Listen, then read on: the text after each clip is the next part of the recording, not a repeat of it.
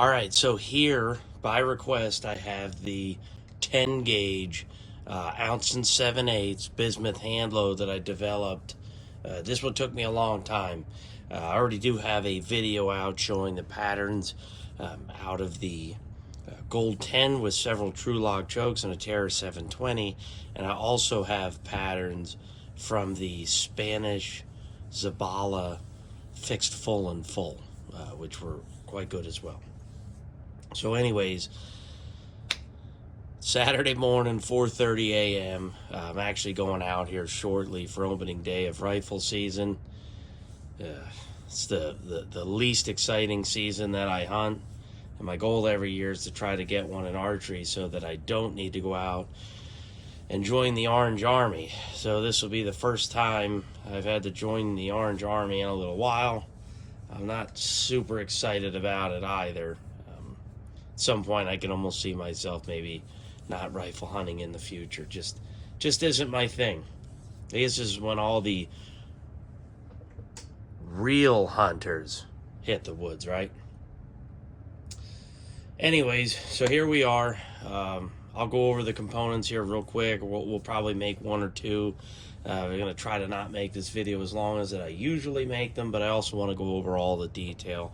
This is not a simple load to make. There's a lot of steps involved, and there's a couple watch outs, I'll call them, that I'll explain as I'm going. So let's get started. The very first thing that you'll need is Chedites. 3.5 inches is what I'm using. These are primed and skived, standard CX2000. And I know some guys have complained about CX2000s. I see it all over the internet. Man, I've been shooting CX2000s before it was trendy. And they're only trendy now because that's all you can find. I've shot tens of thousands in target loads, guys. Okay, I'm shooting these out of a $4,000 Caesar Greenie. They're good enough for that gun. They're good enough for pretty much anything. But the other point I'd like to make is, this and that about them not having enough power. Guys, you can read this. This information is public. BPI has done testing. Tom Roster, once again, I think he knows more than most people. They're all saying that these are Win 209 equivalents. And guess what? I used this particular load the other day. I used it Tuesday and I used it Thursday. And I bagged my limit of geese 2 days in a row. And I shot 3 mallards with this load. And a couple of those geese were probably stretching 45, 50 yards. So some were decoyed, some weren't. But the point is, this load is incredibly effective. It was 25 degrees. That first morning, low 20s, I had some ice, and every one of these went off. So that's the first part, is the Chedite hulls. The next part is the BP 1044. This is the cushion section wad. You can supplement the Chedite hulls if you trim something like a Federal, you trim something like a Remington or what have you. You just need to measure the internal capacity to make sure you get it right. All that is, public information, or you can measure it yourself with a dial caliper, as many have done. It could be as simple as just using this stick, pushing it in the hull, mark it with your finger, and that's, you can literally measure that way, just visually. Different ways to do it.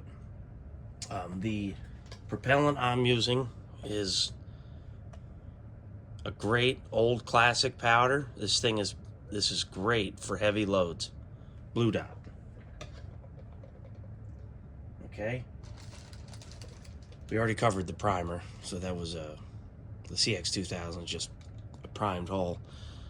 Here are 1/4 inch felt spacers. Cut these in half. So first off, you'll save yourself some money. That's why I do it. And that gives me the versatility when I actually need 1/4 inch spacers. But these are perfect. Those are precision reloading ones.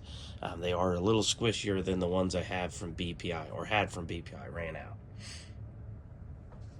I am running number 2 bismuth. This is Sphero bismuth.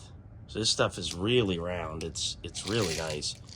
It does have a tin plating on it. So I killed birds. These are really downed up, these geese right now too, like really downed up. So this bismuth had incredible penetration, very satisfied with the number 2, and that's going about 1325. That's what this load is doing, 1300, 1325. But the point is that plated bismuth seems to drag feathers in through the breast meat when you're cleaning them. The roto metals doesn't have a plating on, and it appears to have dragged less feathers in. So I shot birds with both, by the way. So that's an observation I'll throw out. So I would say that maybe there could be potentially slight less penetration with the plated bismuth from BPI, but at this stage in the game, I guess I'm probably never going to shoot far enough to know. I mean, my max distance is probably about 50-ish yards, and I'm probably comfortable shooting, generally speaking, and I'm more of a decoy hunter anyway. So anyways, we got the shot covered. Next part, precision reloadings, PSB buffer. Guys, there's no better buffer than this when it comes to big heavy shot. There just isn't, and I can prove that stuff works amazing. I was able to retrieve a couple pellets out of the geese that I was cleaning. So you're talking really thick breast meat by the time you're getting through, and then on top of that, I was able to go into the vitals. So it didn't maybe get a full body pass through, so I cut into the vitals and retrieved a couple pellets, and there was only these tiny little flat spots on the pellets, like little ones, like you're kind of looking at a golf ball type of thing, just little dents. I've shown you guys some boss. I might even have some wads here.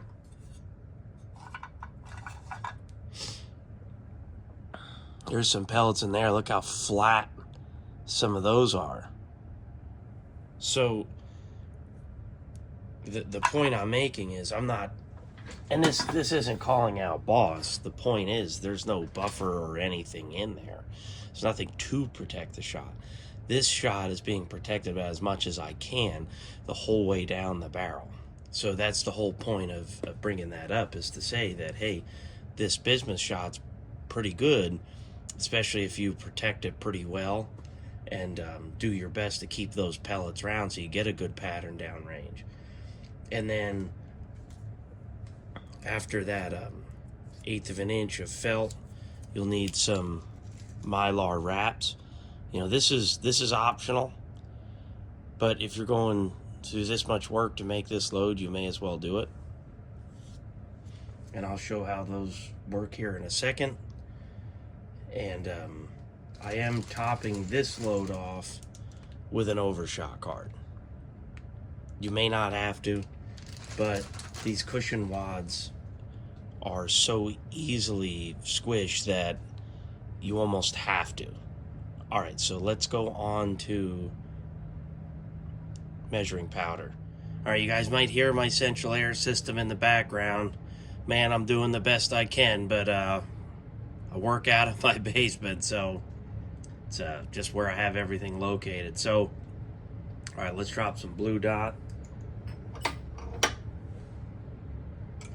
Unfortunately, these flake powders, as you can tell, I'm 42.6. They just don't.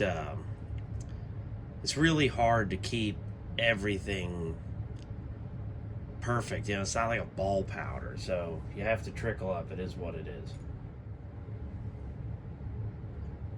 And now I'll just dump this powder into the hole.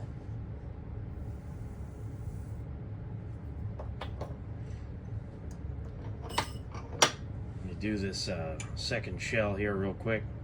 All right, we got 42.8 grains of blue dot. Once again, as I've said in almost every video I make, this is non-published load data. It's derived from a bunch of other recipes, some lead, some not. Point is, 42.8 grains in a Winchester primer.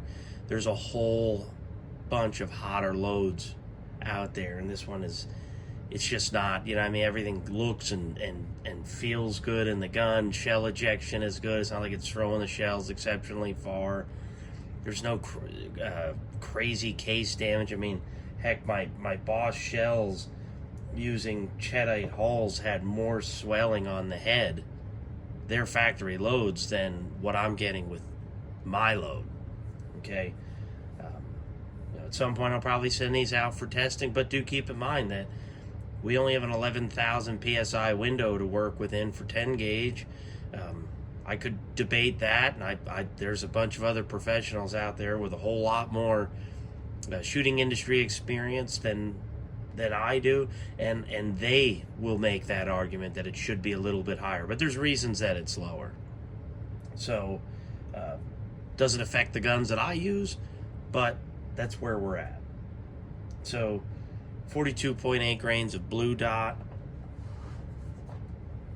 We got 42.8 grains of blue dot in these two. So let's go on to the next step. So you'll want to watch it, this one. So you might be asking, you know, John, what the heck is with this adjustable wrench? Well, so we talked about flaring gas seals, right? And John, why do we got to flare gas seals? So give me 1 second, I'll be right back. So here is a new Cheddite hull, right? And then here's the, this is tough to do, by the way. So here's the BP 1044 wad. So if you look, and by the way, the SP10 almost does the same thing. So don't get your panties in a bunch here. They both need to be flared. But do you see how I can move that around? See that gap? I've got the hole in there. Do you see it? It's tough. I'm doing the best I can, but that can't be. So if I drop this in, now this is tight where the shot column is because it's flared out, but do you see how it just falls in? Just falls in. So let me show you how to fix that. So we have this adjustable wrench, and what I do is I just make a gap on the end and I flare it out. Just go around. You should only have to do this one time.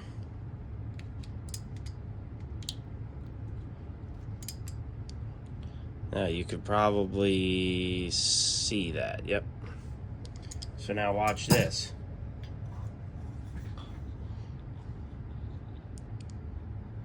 Still not enough. It's close, but still not enough. It's just because I'm on camera and I can't quite do it the way that I want. So sometimes you open up that adjustable wrench a little bit and get a little bit more leverage. Now let's try it. Well, look at that. Now I've got to push it down, right? That's perfect. So this is the one with the powder in it, right? So let's could even question myself there for a second. I'll just push it in with my precision reloading wad tamper. And I'm going to quick flare this other one. I'll be right back.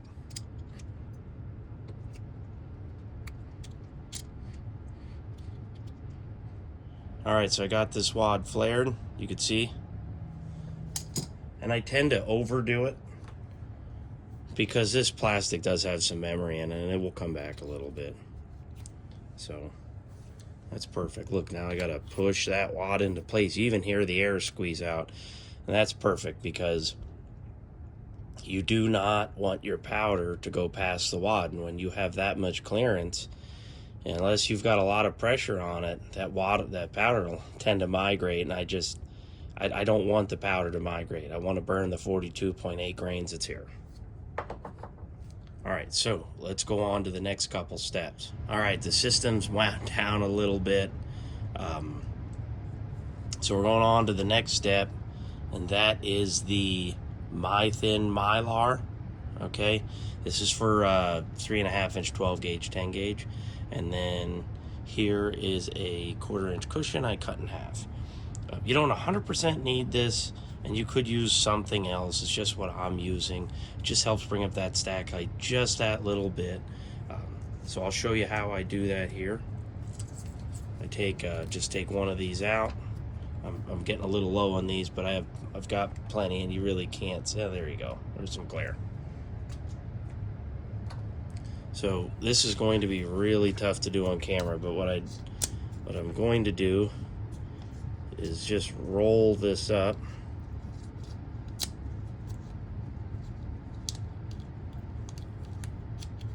You just roll it up like that. See it? And I'm just going to slide it into the wad. Now, if you can actually see that pretty decent. So you could tell that's where your new protective shot cup. That's where your new shot cup is. So I got that bottomed out. Take your piece of felt, and I just usually send it home, and there you go. Nothing crazy. Let me do the other one, and I'll be right back.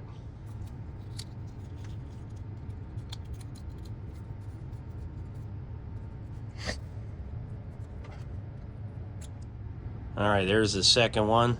Same thing. Everything's looking good. All right, let's go on to doing a shot charge. So we'll be using the BPI 8oz Bismuth. We're looking for 820 grains, which is 1 7/8 ounce, and I'm quite shy. 819.1. Good enough for government work. All right, so I'm just going to dump this in.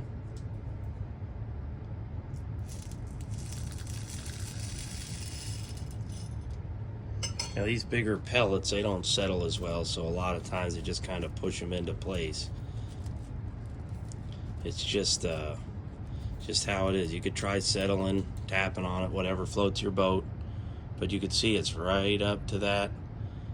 It's right up. It's perfect. It's a perfect load. It's a great load. And if you make it, you're probably gonna like it too. So let's do this last one. Let's get our 820 grains.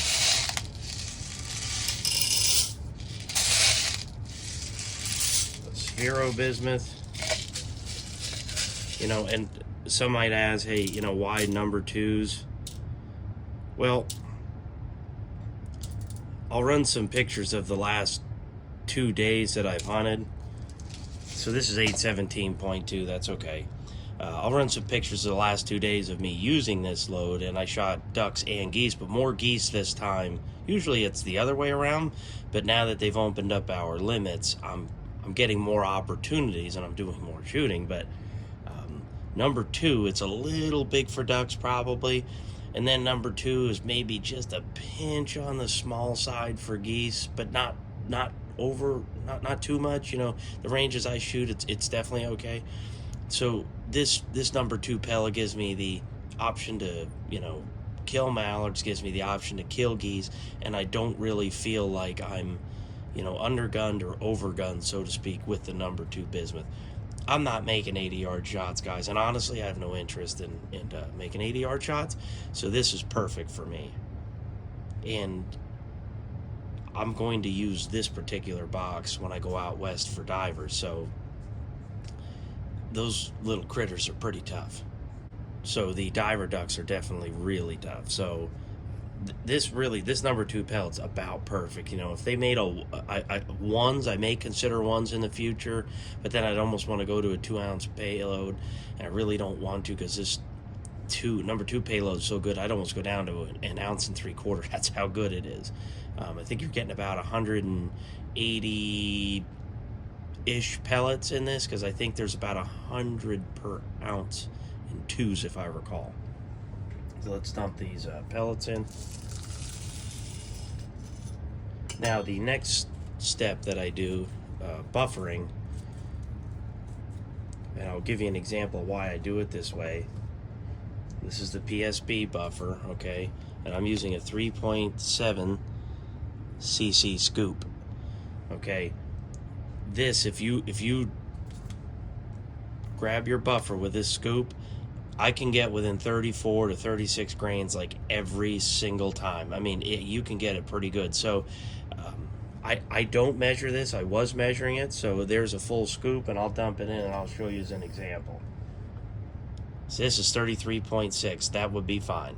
So, and it's because I'm doing this on camera, right? So my point is, I'm just grabbing with the scoop. At this stage in the game, I'm just grabbing with the scoop, just like I did with the TSS loads, because I've got it pretty figured out, and I'm just dumping it in. And then, you know, this saves a lot of time, and it works really good. And then check this out. So the HVAC system, man, she's roaring again. So watch this one again. So here's that old toothbrush. I turned it on, and you could just watch that buffer settle. Looks about perfect, right? How much easier does it get than that? People are tapping on it, banging on it, doing all kinds of stuff. Just take an old toothbrush. Look at that. There we go. We're done. Alright, now we're going to head over to the PW and the Angry HVAC system, and we're going to close these up. Before we head over to the PW, my apologies on that one, we need to add the overshot cards. So, just going to put some overshot cards in these. And I use the back side of the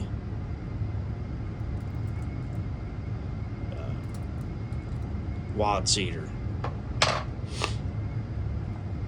and there you go. Pretty much looking perfect.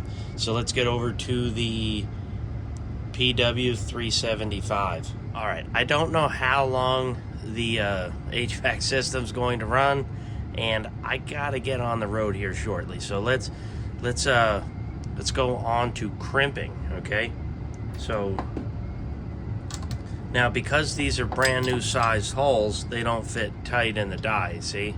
So you can hold it up, spin it over, or you can just do what I do. Push the ram down, slide it over, let the ram compact the resting position, and I did have to move the 6-point crimp down. Let me move it up here shortly. So I did have to move the 6-point crimp down just a little bit to help crimp these holes, but they do pre-crimp real nice. That's a pre-crimp I had to move. Jesus mighty, I guess it's a little early.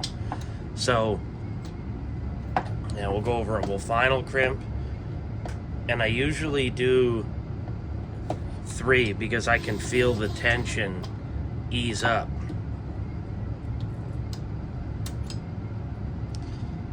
Now, it doesn't look beautiful yet, and I'm not going to use the final cone crimp that this comes with, or taper crimp, whatever they want to call it. We're going to gape BN3 these. Alright, let's do the last one. So these Cheddite holes, you know, they work okay. They're in all the Chedites that I've used, they're the best in 12 gauge. 3-inch, seems like I can get a bunch of loadings out of them. 10 gauge, right now I have some that have 3, so that's pretty decent, but I've also had splits after the second firing, so not terrible. The 20 gauge 3-inch ones, they are not good. They load great the first time, but they don't reload a bunch of times. So, you know, if you're only using fresh hulls, hey, not a big deal. If you're using, you know, reloaded hulls, you might be a little disappointed with the Chedite 3-inch 20 gauge. But these 10 gauges aren't bad. So you can see that pre-crimp looks good. It's got good memory. I'm going to close it up. And then you notice by the third time, there's almost no tension left. So there you go. That's what it looks like. But don't fret. We're gonna fix this here real quick. Let's head over to the drill press. So right there you can see it, the gape BN3. And then I'm just holding it with the precision reloading hull vise. Works good, by the way. Could have 3D printed one, but this was a little bit quicker and easier. Now, back here, I just take a drop of oil and I literally leave it on the tabletop. And I just run the hull, the lip in there. So I'm gonna turn the press on, I'm gonna turn the light on, and it'll be a little hard to hear me for a second. So that's before.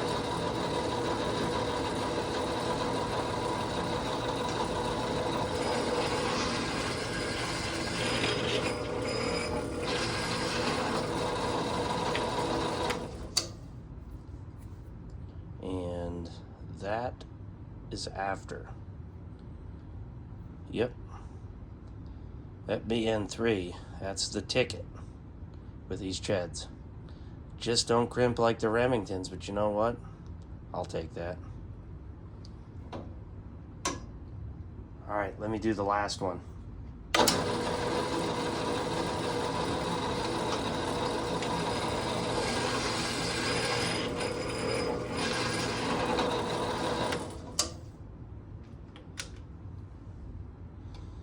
So that's it, guys. Let's head over to the bench and close this one out. So that's it, guys. This is the finished product. You know, some of these got some tiny little holes and stuff in them in the front, but they feed like a dream. They run great. They're reliable. They pattern amazing, and most importantly, they down birds. Every one of these will get finished off with a little bit of shell shield, and I do this to all of my waterfowl loads at this point. And you know, I've been using the same tube now for like 5 years, and I shoot and make a lot of ammunition. But this year does look like it's going to require a bit more shells than in the past, now that we've opened up our mallard and goose limit. So I've already kind of experienced that, so I made the amount of shells that was good enough for the last 2 years, but does not look like it's going to suffice for this year. So that's it, guys. Hopefully everybody likes it. All right, wish me luck. Hopefully I can get a deer. See yous.